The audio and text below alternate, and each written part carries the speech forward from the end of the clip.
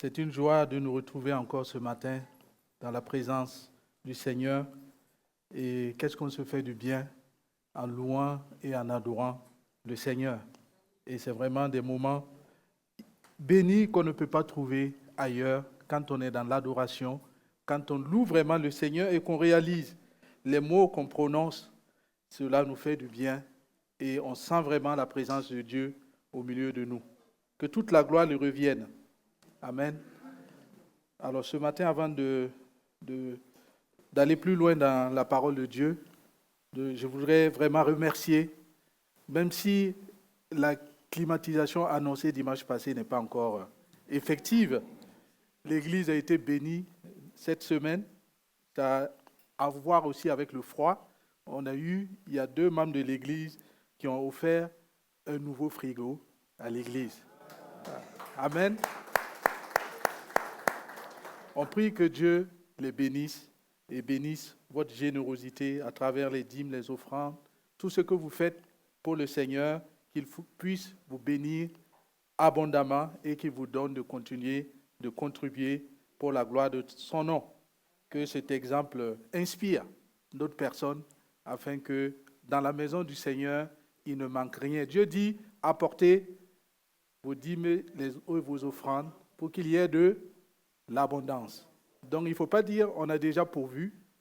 Il y a des besoins, il faut les identifier et c'est pour Dieu qu'on donne et ce n'est pas pour les hommes. Et Dieu, certainement, il se réjouit lorsque nous sommes dans cette générosité qui glorifie son nom. Et ce matin, alors c'est vraiment, on est dans une période vraiment de vacances. Ok? Beaucoup de gens ont commencé à partir en vacances parce qu'on a besoin de prendre du repos. Lorsqu'on travaille, on a besoin de prendre du repos. Même si on n'a pas les moyens d'aller loin, n'est-ce pas? On a toujours besoin de prendre du repos. Et je me rappelle quand j'étais petit, et on aimait dire que les Français, chez moi, on aimait dire que les Français aiment les vacances. Et qu'il y en a qui pouvaient, n'est-ce pas, économiser beaucoup, manger du pain et du beurre seulement à midi pour pouvoir économiser pour partir en vacances. Je ne sais pas si c'est vrai ou pas, mais je sais que, en tout cas, beaucoup de gens aiment prendre des vacances et c'est normal. Notre Seigneur Jésus aussi se reposait et il est important qu'on puisse, nous aussi, prendre des vacances. Et donc, si on est capable de prendre des vacances, n'est-ce pas, dans le milieu physique, si on est capable de prendre des vacances, n'est-ce pas, pour se reposer physiquement, ben, il faut savoir aussi qu'on a besoin de repos, qu'on a besoin de reposer son âme. L'être humain n'est pas que physique. L'être humain, il est à la fois corps, âme et esprit. Donc, on a besoin, bien sûr, de s'occuper de notre corps, mais on a aussi besoin de s'occuper de notre âme. Et il y a beaucoup de gens, j'ai regardé un peu les statistiques, n'est-ce pas, au cours de cette semaine, et il y a beaucoup de gens, près d'une personne sur 2 se sent fatiguée. Près d'une personne sur 2 se sent fatiguée, et je suis sûr qu'il y en a encore plus. Beaucoup de gens sont fatigués, pas seulement par une fatigue physique, mais aussi dans une fatigue vraiment immatérielle, une fatigue de l'âme. Et vraiment ce matin, alors que chacun fait ses plans, n'est-ce pas, pour prendre, n'est-ce pas, des vacances, je voudrais qu'on puisse aussi réfléchir à comment on pourrait prendre des vacances pour notre âme. Parce que notre âme aussi a besoin de vacances, notre âme a besoin de se reposer. Parce que l'âme, c'est vraiment la partie motrice de l'être humain. C'est notre âme qui conduit, c'est notre âme qui nous guide. Parce que tout vient, n'est-ce pas, de l'âme et se matérialise, n'est-ce pas, sur le plan physique. Donc il est important qu'on puisse prendre conscience qu'on a besoin aussi de se reposer intérieurement avec tout ce qui se passe, n'est-ce pas? On est souvent dans l'inquiétude, on est angoissé, on est stressé. Beaucoup de choses font que nous ne sommes pas reposés. Même si on dort, on se réveille, souvent on se réveille avec des migraines parce qu'on est envahi, on est accablé. Et vraiment, comme à son habitude, notre Seigneur Jésus a des solutions dans tout ce que nous pouvons traverser. Et c'est ce que je voulais examiner avec vous ce matin. Et vous inviter aussi à rentrer dans le repos que Jésus-Christ donne. Le repos qu'il donne pour notre âme, ce n'est pas un repos qui est ponctuel, comme on peut prendre des vacances. Mais si on décide de se reposer, de reposer son âme en Jésus-Christ, on va rentrer dans un repos vraiment éternel. Et c'est vraiment important qu'on puisse réaliser cela parce que beaucoup de chrétiens, n'est-ce pas, malheureusement, ils n'arrivent pas à rentrer dans cette promesse que Dieu donne. On a le salut, mais on sent que la vie chrétienne qu'on mène ne nous repose pas. On a l'impression qu'on n'a pas été déchargé, on a l'impression qu'on n'a pas été vraiment libéré de nos angoisses, de nos soucis, parce que certainement, on n'a pas pris le chemin que Jésus-Christ voudrait qu'on prenne. Et ce matin, je voudrais que l'on puisse examiner et voir qu'est-ce que Jésus-Christ nous propose par rapport à ce repos auquel il nous appelle. Et le passage que je voudrais qu'on puisse voir ensemble ce matin se trouve dans Matthieu 11, versets 28 à 30, que vous connaissez certainement. Matthieu 11, versets 28 à 30. Matthieu 11, versets 28 à 30, il est écrit « Venez à moi, vous tous qui êtes fatigués et chargés, et je vous donnerai du repos. Prenez mon joug sur vous et recevez mes instructions, car je suis doux et humble de cœur, et vous trouverez du repos pour vos âmes, car mon joug est doux et mon fardeau léger. Venez à moi, vous tous qui êtes fatigués et chargés. » Alors ce matin, de la même manière, comme j'ai dit que tu as conçu des plans pour prendre des vacances, je voudrais t'inviter vraiment à regarder la solution que Jésus t'apporte ce matin pour que tu puisses rentrer dans le repos qu'il te donne. C'est le thème de mon message ce matin. Rentre dans le repos que Jésus-Christ te donne. Rentre dans le repos que Jésus-Christ te donne. Tu ne rentres pas pour ressortir. Tu rentres pour rester. Et vraiment, cela va te permettre de pouvoir voir la vie autrement, de pouvoir jouir, n'est-ce pas, du salut que Jésus-Christ te donne. Alors, ce repos que Jésus-Christ donne est disponible pour tous. C'est un repos gratuit. Il suffit de se sentir fatigué et chargé et d'avoir la volonté de venir à Jésus.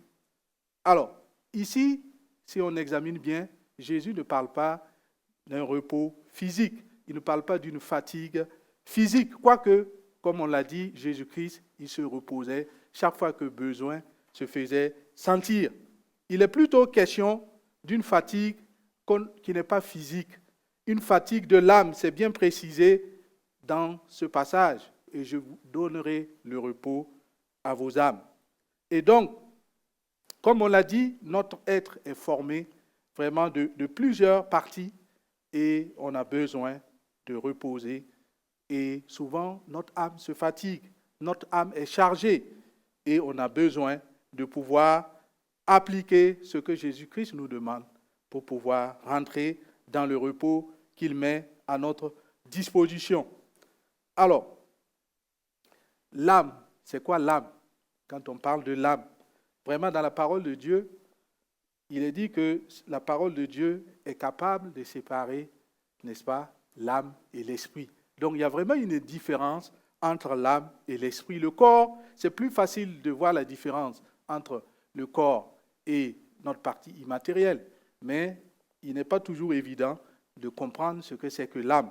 Alors je suis allé regarder pour comprendre, pour pouvoir définir clairement ce qu'on entend par l'âme. On dit que c'est la partie immatérielle d'une personne qui est la cause motrice de sa vie individuelle. La partie immatérielle d'une personne qui est la cause motrice de sa vie individuelle. C'est le siège de toutes ses facultés psychologiques, ses pensées, ses sentiments, sa volonté, ses désirs, sa mémoire, tout ce qui peut déterminer quelqu'un intérieurement bien sûr, ça se voit extérieurement, est dicté par l'âme. Donc, si on réalise l'importance de tout ça, il va de soi qu'on a beau se reposer physiquement, si on n'a pas reposé son âme, si on ne rentre pas dans le repos que Jésus-Christ donne pour notre âme, on va toujours se sentir fatigué, on va toujours se sentir accablé. Alors, de la même manière qu'on peut être chargé dans le monde physique, de la même manière qu'on peut être fatigué, de cette même manière-là, on peut se sentir chargé par la culpabilité. On peut se sentir chargé par toutes sortes de problèmes qui nous environnent et qui nous assaillent. Le souci avec cela, c'est qu'on ne peut pas se couper. Comme on prend des vacances, on abandonne son environnement, on va ailleurs pour souffler, pour arrêter de penser. Il est difficile de ne plus penser à ses problèmes. Il est difficile de ne plus penser à ses soucis. Il est difficile de ne pas penser à ce qu'on a subi. Et vraiment, on a besoin de repos. Et vraiment de pouvoir nous laisser, de décharger tout cela au pied de la croix pour que Jésus-Christ puisse intervenir. Venez à moi, vous tous qui êtes fatigués et chargés. Alors, qui est concerné concrètement par cet appel? Qui se sent fatigué? Alors, quelques repères ce matin pour que tu puisses voir est-ce que tu es fatigué, chargé ou pas. Alors, quand on croule sous le poids du péché, accablé par la culpabilité, on est chargé.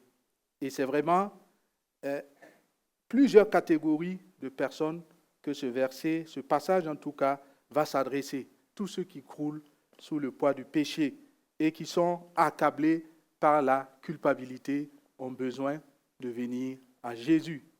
Tous ceux qui sentent que leur vie n'a pas de sens, ou qui cherchent un sens à leur vie, doivent être fatigués, se sentent souvent fatigués. Quand on s'irrite aussi facilement, n'est-ce pas, c'est qu'il y a vraiment des signes de fatigue. Quand quelqu'un s'irrite facilement, ça veut dire que moralement, en tout cas dans son âme, il a besoin de repos. Quand vous surinterprétez, n'est-ce pas, les interactions, les circonstances de votre vie, ça veut dire que quelque part, vous êtes fatigué, vous êtes chargé. Quand on fait des fixations sur les événements de sa vie, on reste chargé. On n'arrive pas à s'en défaire. Puisse Dieu nous aider à pouvoir réaliser cela et à savoir que Jésus-Christ, quel que soit le poids du fardeau qu'on porte, il est capable de nous décharger. Quand on est colérique, quand on rentre en colère et on ne sait même pas pourquoi, ça veut dire qu'on est à bout, on est chargé et on a besoin du repos. Quand on pense qu'on ne mérite pas ce qui nous arrive, quand on pense qu'on ne mérite pas ce qui nous arrive, il est difficile et on se sent fatigué. Et souvent, on voit aussi des gens que tout énerve, n'est-ce pas? Tout énerve. On n'a pas besoin même, n'est-ce pas, de leur faire quelque chose, mais ils s'énervent tout seuls. Tout ça, ce sont des signes de fatigue qui ne sont pas physiques, mais qui sont des fatigues de l'âme. Quand on est découragé par la vie, n'est-ce pas, au fil du temps, des choses se sont passées, ce qu'on attendait ne s'est pas réalisé et on est découragé. On est découragé par la vie et on se sent fatigué. Quand on est permanemment stressé, il y a des gens qui sont permanemment stressés. On ne sait pas pourquoi, mais ils sont stressés. Tout ça, ce sont des signes, n'est-ce pas, de fatigue qu'il faut savoir identifier et pouvoir appliquer la bonne solution. Quand on se dévalorise, beaucoup de gens se dévalorisent, n'est-ce pas? Sous cela, ce sont des signes de fatigue qu'on ne réalise pas souvent, mais qui pourtant nous empêchent de rentrer dans le repos que Jésus-Christ nous donne quand on se donne à lui, quand on est en manque de reconnaissance. N'est-ce pas? Beaucoup de gens font les choses et ils attendent une certaine reconnaissance. Et si cette reconnaissance n'arrive pas, ils sont chargés, ils sont fatigués. Et puisse le Seigneur nous aider à pouvoir vraiment réaliser que la vraie reconnaissance vient de lui et non des hommes. Quand on a un sentiment d'échec, d'avoir raté sa vie, comme on a dit, on se sent fatigué. Quand on se sent seul, abandonné, délaissé, cela nous charge, cela nous fatigue. Et beaucoup de gens se sentent seuls. Beaucoup de gens se sentent abandonnés. Et ce qui est pire, c'est que souvent, on pense même que Dieu nous a abandonnés. Beaucoup de gens ont laissé la main du Seigneur parce qu'ils n'ont pas su lire les réponses que Dieu leur apportait et ils ont le sentiment que Dieu les a abandonnés. Et eux aussi, réaction pour réaction, ils ont fermé la porte avec le Seigneur. Ils sont fatigués. Pour autant, ils sont fatigués. Ils sont chargés par ce sentiment-là. Et pour certains, cette fatigue, cette charge émotionnelle, cette charge de l'âme peut même se traduire sur le plan physique par un manque de sommeil. On n'arrive même plus à trouver le sommeil. N'est-ce pas? Pour certains, il peut même aller jusqu'au burn-out, comme on dit, jusqu'à une certaine dépression. C'est-à-dire que j'ai essayé de citer un certain nombre de choses qui se passent, qui sont des signes qui montrent que vous êtes fatigué. Que le Seigneur vous aide, alors que vous écoutez sa parole, à identifier si vous êtes fatigué ou pas et si vous avez besoin de rentrer dans ce repos que Jésus-Christ vous apporte. Deux catégories de personnes sont identifiées dans cette adresse. La première, c'est qu'il y a des gens qui ne sont même pas encore venus au Seigneur. Il y a deux repos quand vous regardez dans ce passage. Il y a le premier qui est comme un don. Venez à moi, vous tous qui êtes fatigués et chargés, et je vous donnerai. Jésus vous donnera le repos. Mais plus loin, il est encore parlé du repos. Donc, il y a une première catégorie de personnes où on peut assimiler, n'est-ce pas, le repos au salut. On a besoin de venir d'abord à Jésus pour trouver le salut. La deuxième catégorie de personnes qui concerne, à mon avis, la plupart d'entre nous, ce sont ceux qui ont déjà connu le Seigneur, mais pour autant n'ont pas réussi à trouver le repos pour leur âme. Recevez mon joug et portez mon joug et recevez mes instructions et vous trouverez le repos pour vos âmes. Vous pouvez avoir le repos, le salut que Jésus vous donne, mais il y a une autre étape supplémentaire. Trop souvent, on est resté sur cette première partie du verset, mais ce n'est pas suffisant. Quand Jésus nous sauve, il ne nous amène pas directement au ciel.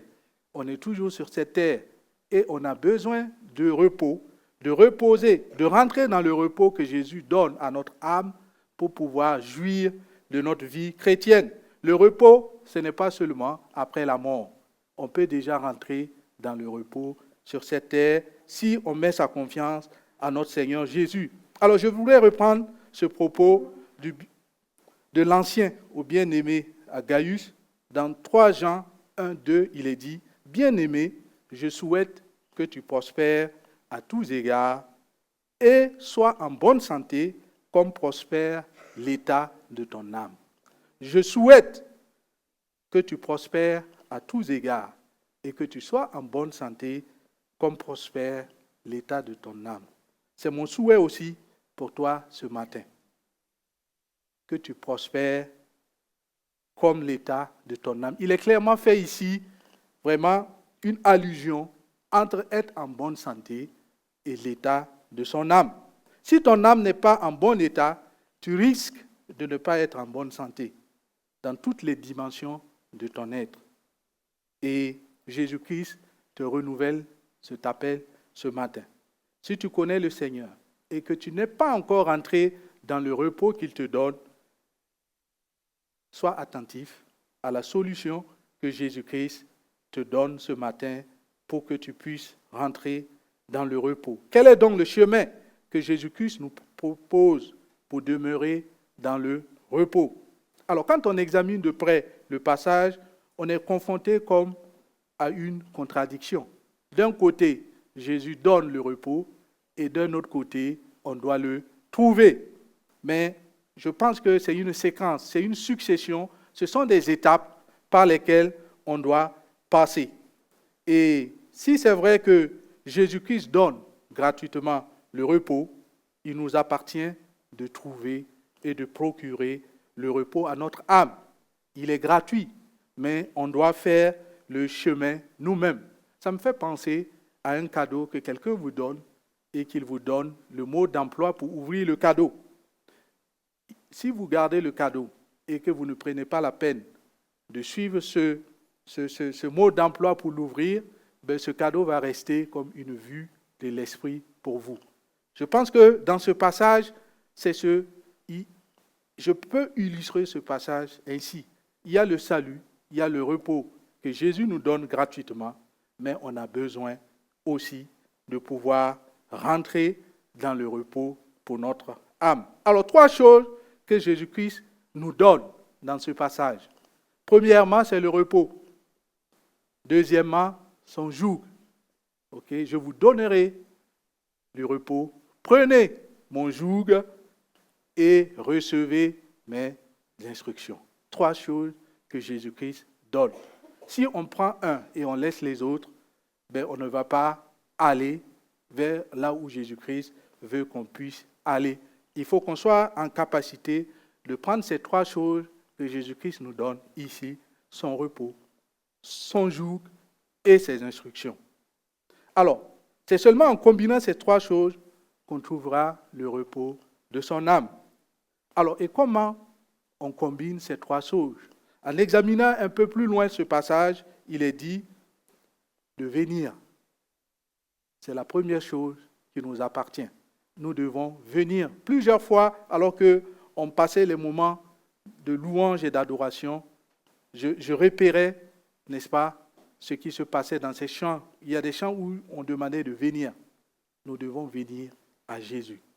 Nous devons prendre et nous devons recevoir. Venir pour qu'il nous donne le repos.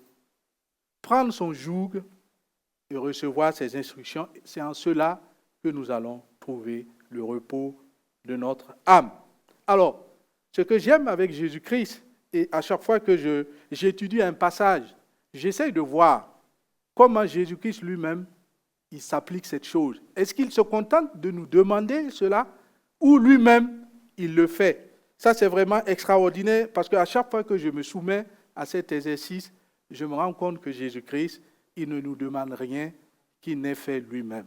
Jésus-Christ est le meilleur leader dont on doit pouvoir s'inspirer parce qu'il ne nous demande rien qu'il n'ait fait lui-même. Et on va essayer de voir comment Jésus-Christ s'applique à lui-même cette solution qu'il nous donne dans ce passage.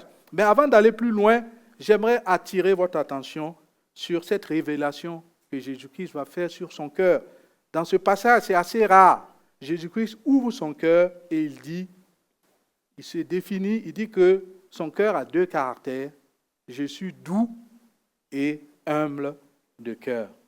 Je suis doux et humble de cœur. On doit imiter notre Seigneur Jésus. Et de la même manière que Jésus-Christ est doux, nous aussi, nous devons être doux. Dans la Bible, il est dit, dans Philippiens 4, 5, que votre douceur soit connue de tous. Est-ce que c'est le cas pour vous? C'est une question que je pose à chacun de vous ce matin. Que votre douceur soit connue de tous. Il y a des gens dont on a peur de s'approcher. Parce que leurs réactions sont souvent excessives. Leurs réactions souvent n'ont rien à voir, n'est-ce pas, avec la réalité. Et Jésus-Christ nous demande d'être doux, comme lui aussi il est doux. Je me rappelle, j'avais un collègue, ça fait longtemps, et parce qu'on faisait à peu près la même chose, la plupart des gens, quand ils voulaient lui demander quelque chose, ils passaient par moi. J'ai beau leur demander d'aller le voir directement, ben, ils venaient d'abord chez moi pour que comme un intermédiaire, que je puisse, parce que si tu allais le voir et que tu n'avais pas préparé bien ton dossier, il allait te faire comprendre que tu n'avais pas fait ton travail. Et les gens, n'est-ce pas, ces réactions étaient excessive. Jésus-Christ nous demande d'être doux et que notre douceur soit connue de tous. Si votre douceur n'est pas connue, c'est que vous avez du chemin et que Jésus-Christ doit vous aider. Et cela aussi est lié à un problème de l'âme. L'humilité n'est plus à démontrer. Tout le monde sait qu'on doit être humble parce que Dieu résiste aux orgueilleux et il fait grâce aux humbles. Et Jésus-Christ, c'est le modèle même de l'humilité dont on doit s'inspirer. Mais je ne veux pas vraiment m'attarder sur ça, mais je voulais juste faire un clin d'œil pour voir comment Jésus décrit son cœur dans ce passage. Alors, pour voir comment Jésus applique cette solution à lui-même, dans un premier temps, il est dit Jésus est venu. Okay? Dans Hébreux 10, 5 à 7, il est dit, c'est pourquoi Christ, entrant dans le monde, dit, tu n'as voulu ni sacrifice, ni offrande, mais tu m'as formé un corps. Et tu n'as agréé ni holocauste, ni sacrifice pour le péché. Alors j'ai dit, voici, je viens. Dans le rouleau du livre, il est question de moi pour faire, ô Dieu, ta volonté. Jésus-Christ, c'est le premier qui est venu. Il est venu à nous. Donc, il est en légitimité de nous demander ce matin de venir à lui. Parce que c'est lui qui est venu à nous, premièrement. Alors, deuxièmement, lui aussi, il a pris le joug de son Père. C'est pour ça qu'il nous demande aussi de prendre son joug. Dans Jean 4, 34, Jésus leur dit, « Ma nourriture est de faire la volonté de celui qui m'a envoyé et d'accomplir son œuvre. Ma nourriture est de faire la volonté de celui qui m'a envoyé. » Le joug de Jésus, c'est la volonté de son Père. Quand on sait ce que le joug fait, permet de diriger. Et Jésus-Christ a pris la volonté de son Père. Alors, Jésus-Christ aussi recevait ses instructions de son Père. Il doit en être de même pour nous. Et c'est pour ça qu'il nous demande aussi de recevoir ses instructions. Dans Jean 5, 30, il est dit, « Pour moi, je ne peux rien faire de mon propre chef. Je juge seulement comme le Père me l'indique. Et mon verdict est juste, car je ne cherche pas à réaliser mes propres désirs, mais à faire la volonté de celui qui m'a envoyé. Je ne peux rien faire de mon propre chef. » Puisse cela nous inspirer aussi. De la même manière que Jésus reçoit ses instructions de son Père, il nous invite, nous aussi, à recevoir les instructions de lui. Parce qu'à chaque fois qu'on sera confronté à des situations, si on applique les instructions de Jésus, comme lui aussi il attend les instructions de son Père, on va reposer tout le temps dans le repos.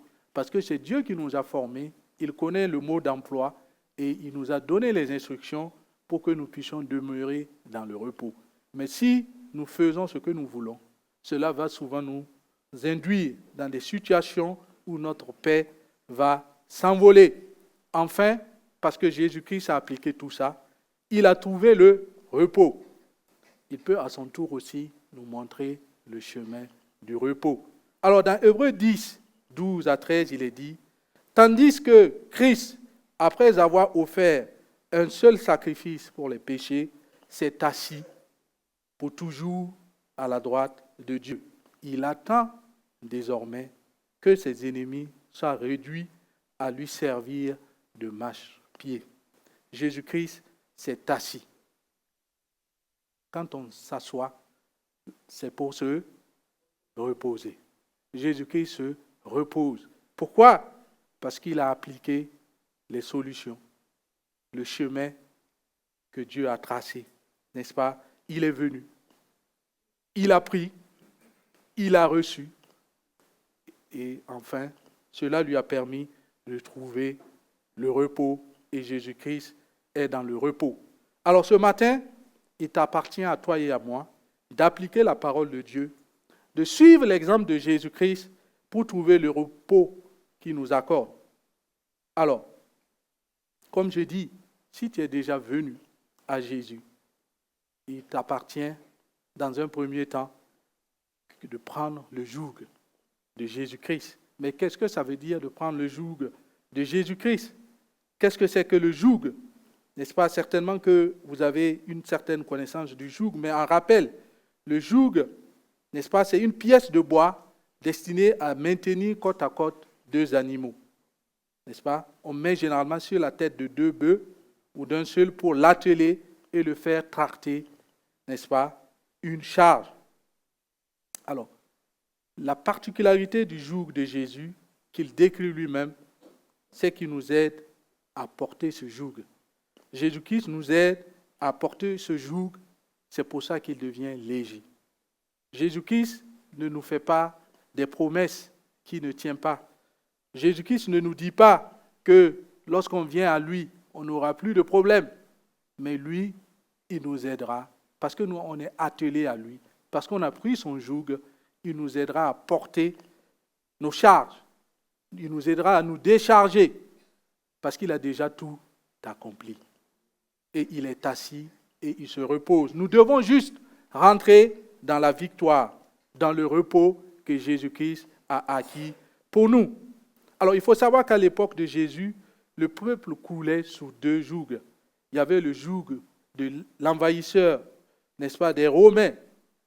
Et il y avait aussi le joug, vraiment, de la religion, de la Torah, où ils étaient vraiment assommés de respecter scrupuleusement, contrairement à Jésus, dont le joug est doux, il est humble.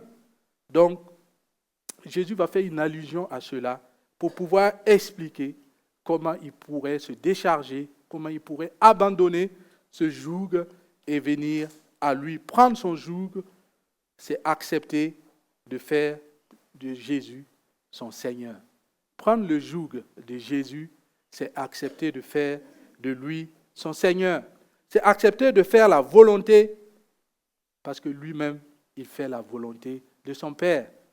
Et nous aussi, nous ferons la volonté du Père lorsqu'on fait la volonté de Jésus.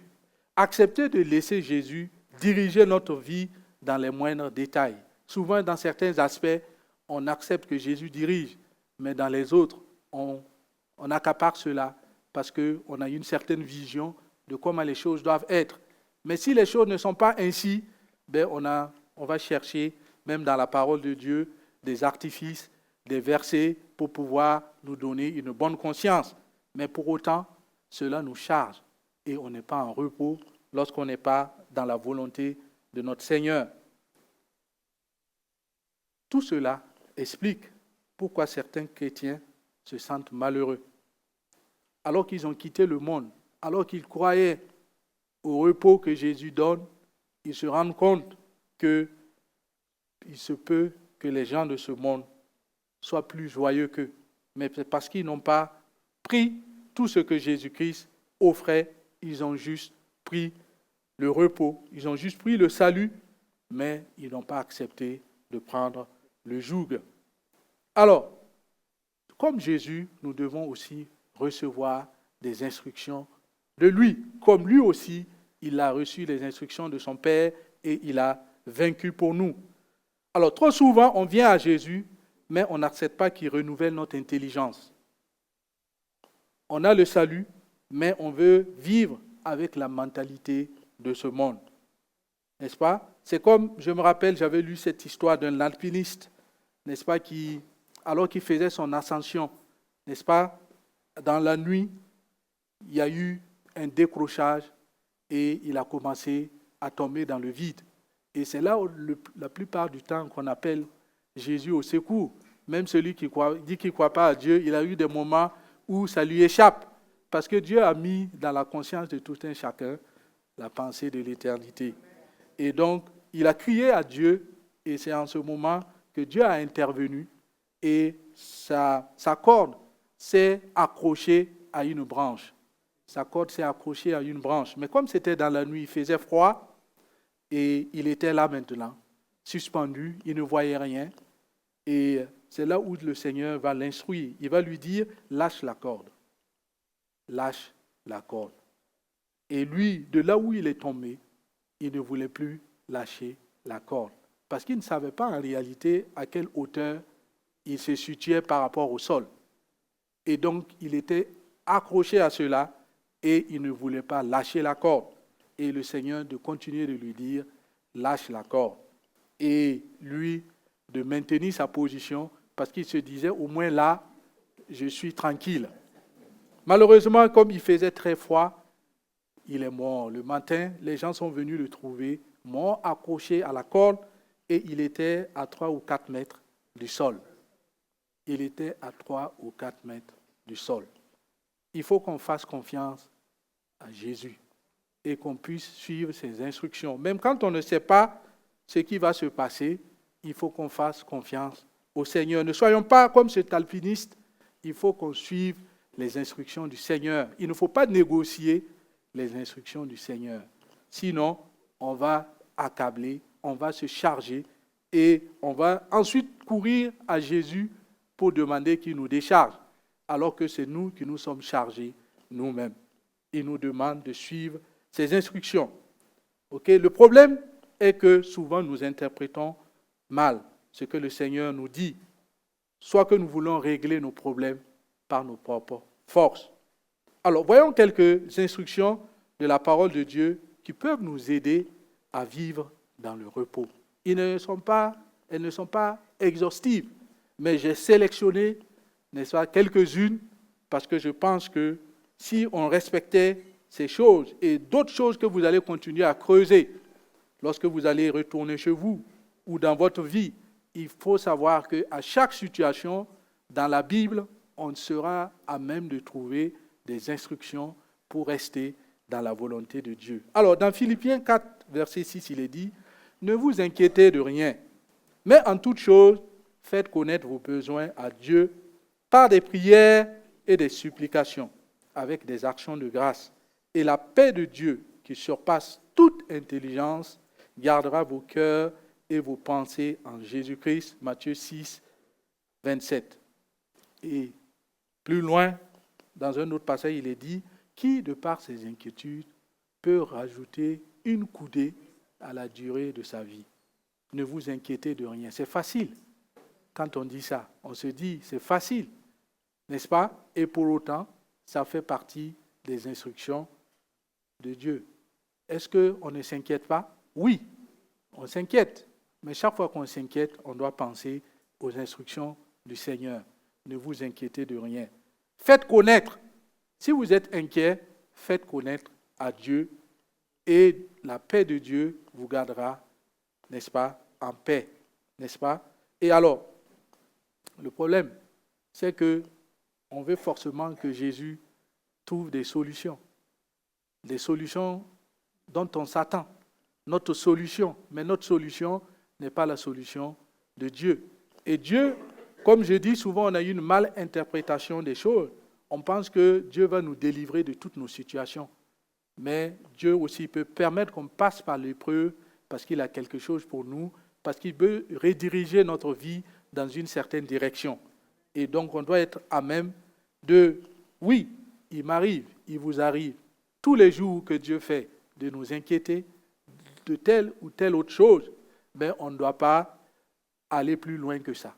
On doit juste confier à Dieu et se reposer en lui, parce qu'il est le chemin, il connaît toutes choses et certainement, il nous guidera. Dans une autre instruction, Éphésiens 2, 6, il est dit, « Il nous a ressuscités ensemble et nous a fait asseoir ensemble dans les lieux célestes en Jésus-Christ. » Ça veut dire que nous aussi, nous sommes assis. Nous aussi, nous sommes assis. Nous n'avons plus à combattre comme les gens d'autres temps, parce que Jésus-Christ a déjà combattu. Et lorsqu'on vient à Jésus, on rentre dans le repos, parce que lui, on est assis avec lui. Et donc nous devons réaliser que nous sommes assis avec Jésus et que Jésus s'occupe de nous. Et on ne doit pas s'inquiéter, on ne doit pas s'attrister outre mesure parce qu'on est assis avec Jésus. Alors dans Matthieu 28, 20, il est dit, « Et enseignez-leur à observer tout ce que je vous ai prescrit, et voici, je suis avec vous tous les jours jusqu'à la fin du monde. » Nous devons développer la conscience de la présence de Dieu dans notre vie. Beaucoup de temps, parfois, on se sent abandonné alors que Jésus est là. Donc, on se sent fatigué pour rien. On pense que Jésus n'est pas là alors qu'il est là. Même quand on ne voit pas, Jésus est là. Et donc, nous devons nous dire nous-mêmes, dire à notre âme que Jésus est là. Parce qu'il a promis, et ses promesses sont oui et amen. Et nous devons développer cela, que même dans le feu, on a chanté ici, Jésus-Christ est là. Même dans le feu, Jésus-Christ est là. Et si on réalise cela, cela nous fera sentir qu'on n'est pas seul. Et cela nous fera traverser beaucoup de situations. Alors, je vais aller vite, il y a beaucoup de choses à dire, mais je vais écourter. Rechercher la paix avec tous. Rechercher la paix avec tous. Quand on n'a pas la paix, on ne peut pas se reposer. Et la paix ne s'impose pas à nous. C'est à nous de la chercher. N'est-ce pas? Alors, j'avais pris l'exemple de Marthe et Marie. On a vu que Jésus a dit, Marie a choisi la bonne part. Ok, souvent on s'agite pour peu de choses, n'est-ce pas? Les choses existaient avant nous et vont continuer à exister après nous. Nous devons savoir nous reposer, nous devons savoir faire les choses que Jésus nous demande de faire, mais ne pas nous mettre une charge qui ne s'explique pas. Tout ce que vous faites, faites-le de bon cœur. Okay? On avait dit que souvent on est chargé parce qu'on est en mal de reconnaissance. Mais si on sait qu'on fait les choses pour le Seigneur voit et nous récompensera un jour et nous devons savoir nous réjouir sans qu'on ait reconnu ce que nous avons fait. N'est-ce pas? Garde le silence devant l'Éternel et espère en lui. Ne t'irrite pas contre celui qui réussit dans ses voies. Souvent on est chargé parce qu'on pense que ce que les autres ont eu, ils ne le méritent pas. Ne t'irrite pas contre celui qui réussit dans ses voies parce que tu ne peux rien. Si Dieu a choisi de l'élever, si Dieu a choisi de lui donner ce qu'il a, même s'il n'est pas chrétien, que t'importe, n'est-ce pas? Ne t'irrite pas contre celui qui réussit. Vous voyez, Jésus a instruction à tout. Nous devons avoir cette humilité de nous approcher de lui et de le laisser nous guider. Je veux écourter avec cette autre instruction qui me paraît importante, qui se trouve dans Romains 13, 1, que toute personne soit soumise aux autorités supérieures, car il n'y a point d'autorité qui ne vienne de Dieu, et les autorités qui existent ont été instituées de Dieu. C'est souvent difficile de suivre cette instruction, mais pour autant, lorsqu'on est confronté à l'autorité, il va falloir qu'on s'y soumette, parce que sinon, on va en payer les conséquences. Et en ce moment, on ne pourra pas dire que Jésus n'est pas avec nous, parce qu'on n'a pas porté le joug, parce qu'on n'a pas reçu ses instructions. Alors, sachez que la fatigue peut nous coûter cher, parce qu'on voit dans la Bible qu'il y a beaucoup de personnes qui sont passées à côté, parce qu'ils ne sont pas rentrés dans le repos.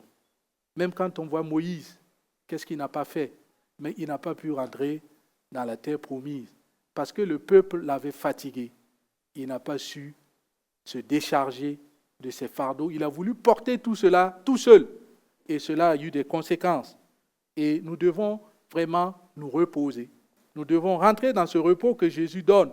Cela va nous permettre de vivre une vie apaisée, une vie qui va glorifier le nom de notre Seigneur Jésus. Alors, en conclusion, ce matin, je voudrais que tu puisses retenir ces mots-clés qui se trouvent dans ce passage. Le repos, le joug et les instructions. Ça, c'est ce que Jésus te donne, n'est-ce pas? Venir, prendre, recevoir pour trouver, ça, c'est ce qui t'appartient. Et que Dieu t'aide ce matin, que tu puisses prendre ce chemin-là, alors que tu envisages de te reposer physiquement, examine-toi et regarde quelles sont les instructions que tu n'appliques pas. Est-ce que tu portes le joug que Jésus te donne? Cela te permettra de rentrer dans le repos.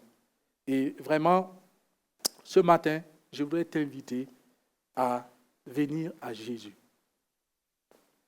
à porter son joug et à suivre ses instructions.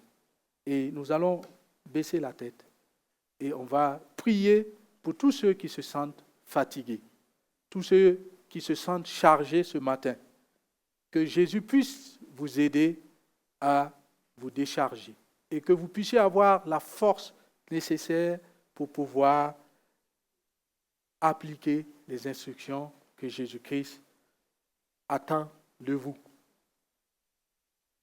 Alors ce matin, si tu vois que ce message s'adresse à toi, si tu es vraiment fatigué et que tu as besoin vraiment de rentrer dans le repos que Jésus donne, je voudrais juste te demander de lever la main pour que nous puissions, l'Église, ensemble nous puissions prier alors que les yeux sont fermés. Si tu sens que tu es fatigué et que tu as besoin du repos que Jésus donne, lève la main. Jésus voit et il peut agir et il peut te faire rentrer dans le repos qu'il donne. Amen.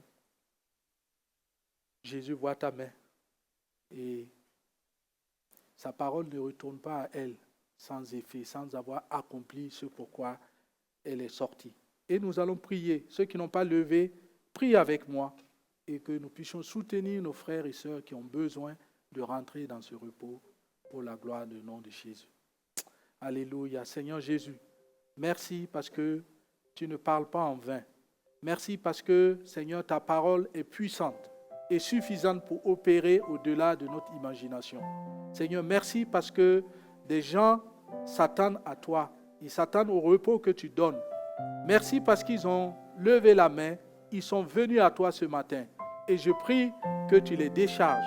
Je prie que tu les décharges. Je prie que vraiment, Seigneur, tu leur donnes de rentrer dans le repos. Qu'ils puissent s'asseoir avec toi et qu'ils puissent recevoir tes instructions. Merci, Seigneur, parce que ta paix surpasse toute intelligence. Et je prie en ce moment que ta paix les envahisse et qu'ils puissent se sentir légers. Merci, Seigneur, parce que tu leur donneras la capacité, la force de pouvoir suivre tes instructions. Merci, parce qu'ils trouveront le repos et qu'ils vont mener une vie avec toi accomplie. Que toute la gloire te revienne au nom puissant de Jésus. Amen. Amen. Amen. Que Dieu vous bénisse et nous allons maintenant suivre la vie, les informations sur la vie de l'Église.